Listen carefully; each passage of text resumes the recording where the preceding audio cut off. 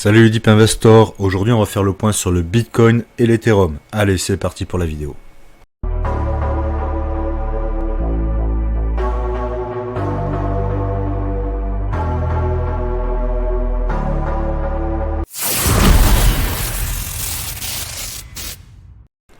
Donc le Bitcoin s'est bien fait bouger là, ces dernières heures, on a pris une belle baisse.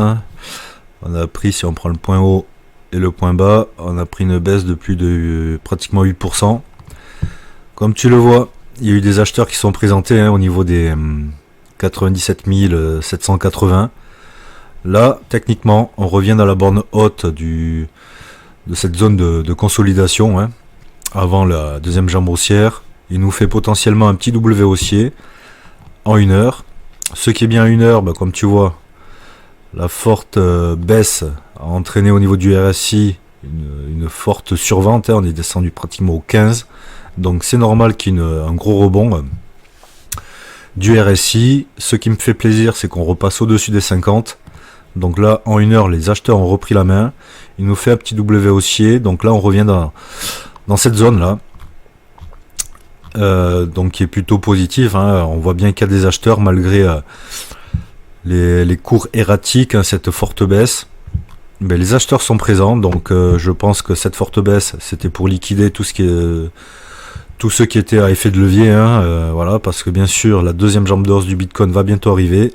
Il y en a qui commencent à se lâcher en mode effet de levier. Si on se met en daily, tu vas voir d'un seul coup en daily c'est plus clean. Hop.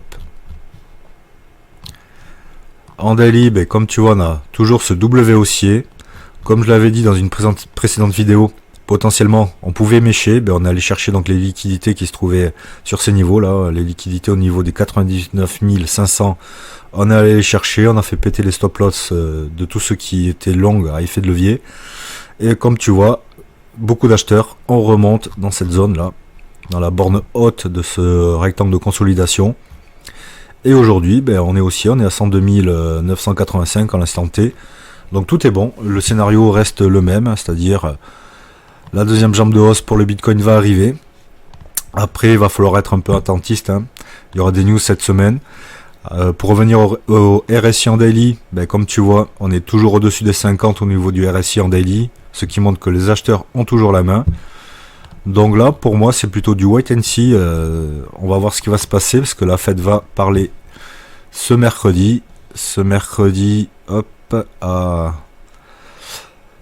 20h, décision de la Fed sur les taux d'intérêt. Donc aujourd'hui, ils sont à 4,5%. Les pronostics, ça serait plutôt des taux inchangés. Donc Jérôme Powell ne va pas baisser les taux ni les monter. Donc ça peut être le déclencheur de la deuxième vague de hausse. Si vraiment, imaginons que Jérôme Powell nous fasse une petite feinte, il nous baisse les taux, alors que c'était pas prévu. Là c'est direct, le Bitcoin, il explose les 110 000 et direction les 120 direct. Et là la deuxième jambe de hausse sur les marchés crypto va commencer. Donc en daily, à l'instant T, le Bitcoin pour moi il est toujours haussier. On est dans la borne haute de ce rectangle de consolidation, avec toujours en ligne de mire ce petit W haussier en daily. Il s'est fait attaquer, les acheteurs se sont présentés, on est toujours haussier donc voilà, aucun problème, le plan se déroule à merveille. Voilà, tout se passe bien pour le moment. On aurait pu croire, si vraiment la bougie en daily aurait clôturé au niveau des 97 000, aller rechercher la borne basse de ce rectangle de consolidation. On n'y est pas allé. Il y a encore des acheteurs, donc on verra. Tout va dépendre de Jérôme Powell ce mercredi. S'il baisse les taux, pour moi c'est le début de la deuxième vague de hausse du Bitcoin, et qui va amener tout le secteur crypto à la hausse. S'il les touche pas, on va voir, ça va un peu tergiverser sur ce niveau-là. On va voir comment on va le prendre le marché, mais c'est déjà anticipé. Après, il faut toujours avoir tout en tête. Imaginons qu'il nous fasse un truc du style je monte les taux parce que l'inflation reste haute. Bon, là, le marché le prévoit pas. Là, ça sera un crash direct.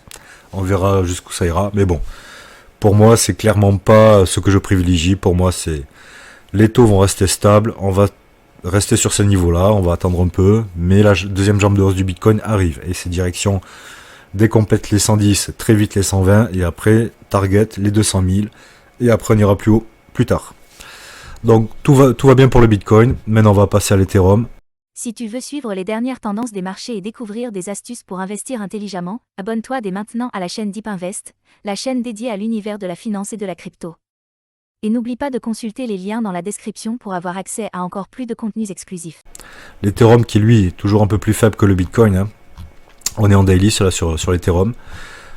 Mon hypothèse de tête et épaule inversée tient toujours, hein, malgré l'attaque. Comme tu le vois, on se fait attaquer, on va chercher des liquidités.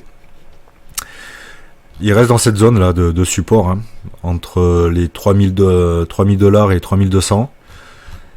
Pour lancer cette deuxième épaule de la tête épaule inversée, il va falloir quand même qu'il break cette résistance là, qui se situe aujourd'hui au niveau des 3330, 340. Mais on est toujours bon. Après, pour moi, sur l'Ethereum, il y a beaucoup plus de potentiel aussi, hein. Comme tu le vois, l'Ethereum, il a toujours pas breaké son ATH. Et c'est que lorsqu'il va valider cette deuxième épaule, cette épaule, tête-épaule inversée, l'épaule, la tête, l'épaule, où là, on va aller péter l'ATH. Et là, c'est direction pour l'Ethereum, direction les 6000 $. Bon, là, c'est en daily. Hop. Au niveau du RSI en daily, par contre, voilà.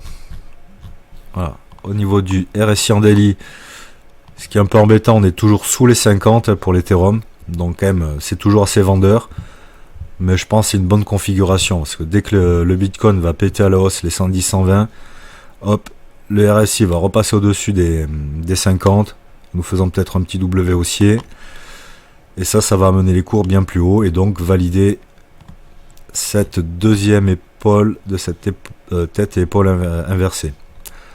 Donc voilà, pas de peur aussi sur l'Ethereum, au contraire, je pense qu'on est sur des bons niveaux de rechargement, ou d'accumulation plutôt. Que dire de plus, hein, tu vois, en une heure, on s'est bien fait attaquer, l'Ethereum il a perdu combien là? Avec la baisse, il a perdu pratiquement 10%.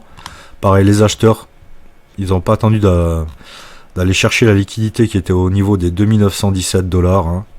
Les acheteurs sont présentés plutôt au niveau des 3000, hein, voilà, 3015. Et là, pareil, comme pour le Bitcoin, à une heure, il nous fait un petit W haussier.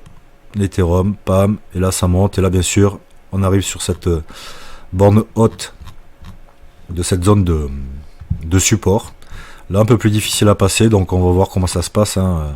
Tout va dépendre du Bitcoin, mais je pense que tout ça va se décider avec le discours de Jérôme Powell concernant les taux de la Fed.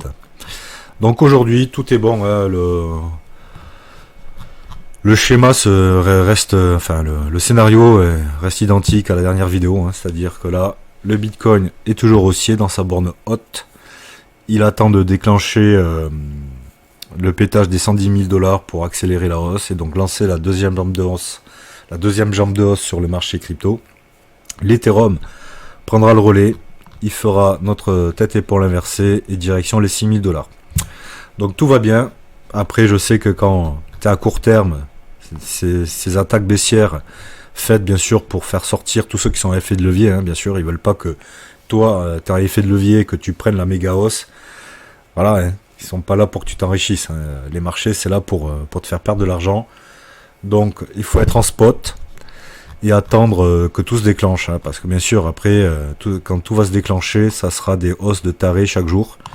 Bon, on n'est pas encore là, mais pour moi, là, l'Ethereum, on est sur des bons niveaux de rechargement, d'accumulation. Tout se passe bien. Après, j'ai pas de boule de cristal, hein, comme tu le sais. Aucun conseil financier, c'est écrit en bas à gauche de la vidéo. Moi, j'ai mon scénario, c'est-à-dire là, sur l'Ethereum, on fait une tête et épaule inversée. On va aller, quand on la valide, c'est direction les 6000, donc on break l'ATH. Et donc, ça donnera le go pour l'alt saison qu'on attend tous, hein, pour voir nos mêmes coins péter, toutes les autres altcoins péter. Ça arrive, ça arrive. Faut être patient sur les marchés. Il faut laisser faire un peu le marché. Pas se faire trop bouger, pas se faire liquider. Et tout va se passer comme prévu. En tout cas, à l'instant T, le scénario n'a pas pris du plomb dans l'aile, on est bon. Voilà, maintenant ça va être il va falloir attendre la grosse décision de mercredi soir de la Fed. Logiquement, ils ne vont pas baisser les taux. Les taux vont rester inchangés, donc on verra bien les catalyseurs pour que les marchés montent. S'ils baissent les taux, pour moi, c'est un go pour la deuxième jambe de hausse du bull run.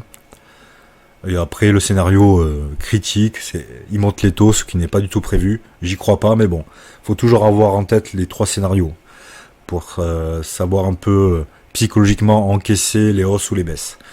Voilà, si tu as aimé la vidéo, pense à t'abonner et je te dis ciao.